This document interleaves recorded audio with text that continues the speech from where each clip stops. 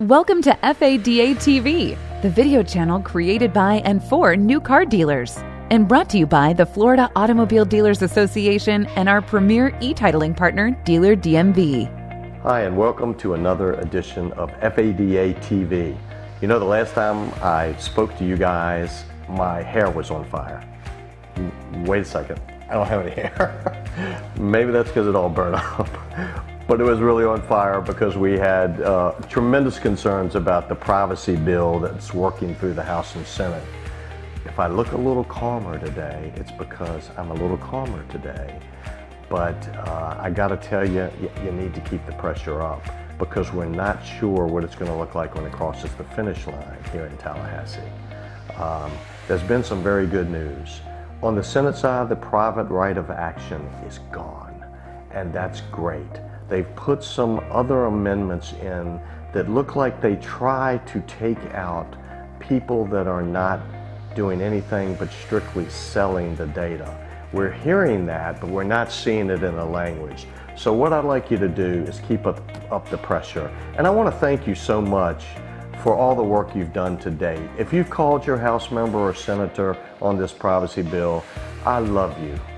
If you haven't, I still have an opportunity to love you because I'd like you to make that contact. The message now is, let's be certain private right of action remains out in the combined bill, because when bills come to the end, you have a House-Senate bill and they have to combine and they have to take one or the other. Right now, the Senate bill is the operative bill. That's the one we want you to call your member and say, please support the Senate bill. The concern is that we're here, we need to be very specific that the language exempts you if you are not selling data. And that's not clear in the language today. We hope that's the intent. That was the original intent. So let me tell you that right now there's an exemption if you have fewer than 100,000 customers you're collecting and sharing data on.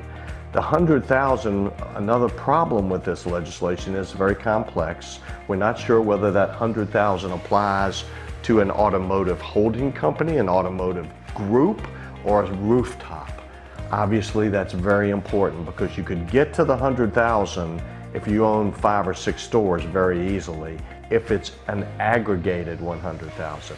These are the types of things we're working through on your behalf right now.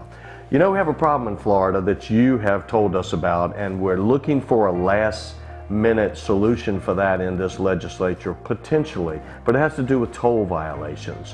When someone comes in your office and they have a toll violation, there's no payment mechanism within Dealer DMV, who is our great software company that we always talk to you about. So essentially, we interrupt a sale at the point of sale when somebody has a toll stop.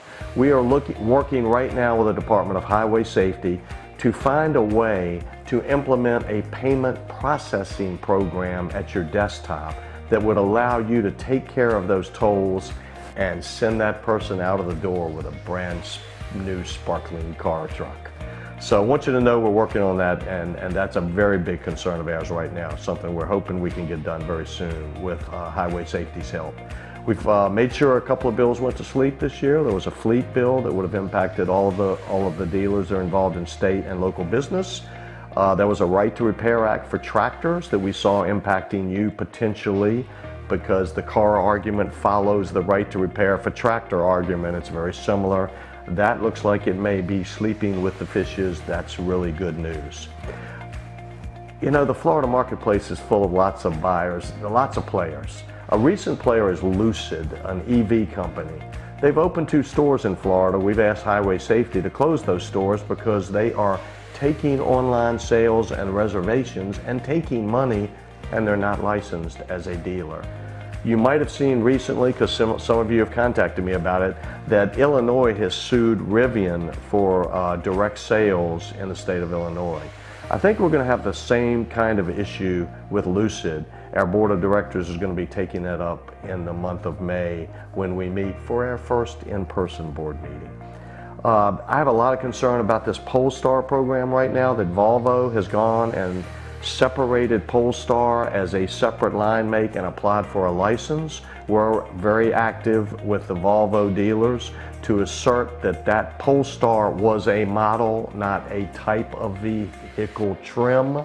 So we're working on that, and what comes out of that is going to be as important as the Hyundai Genesis matter that preceded it.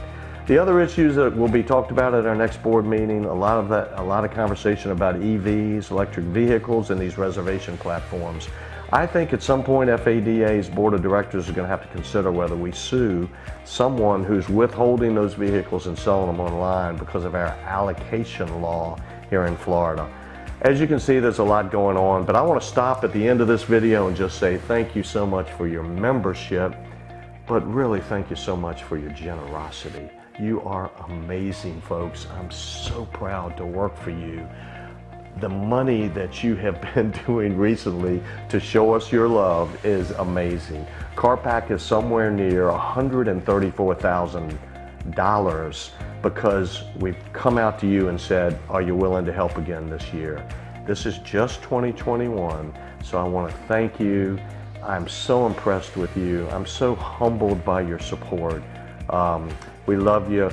Keep helping us, and we look forward to wrapping up this session with some more good news.